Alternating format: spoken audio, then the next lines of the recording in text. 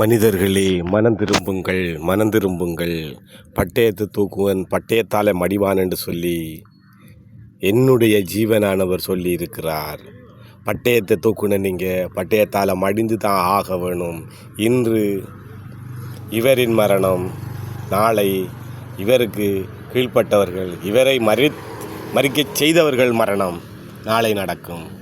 ஆனபடியாக பட்டயத்தை விட்டு மனிதனாக வாழ மனம் திரும்புங்கள், மனம் திரும்புங்கள், மனம் திரும்புங்கள். மனிதனே, நீங்கள் மனம் திரும்பாவிட்டால் மரணத்தை சந்திப்பீங்க.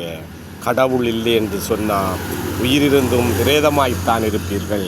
கடவுளை உங்கள் வாழ்க்கையில் தேடிக்கொள்ளுங்க. ஜீவனானவர், அதிலும் இயேசு கிறிஸ்துவை தவிர உலகத்தில் கடவுள் இல்லை என்பதை மனசார கொண்டு நீங்கள் வாழுங்க. அப்போது தான் ஜீவன் உங்களோடு இருக்கும்.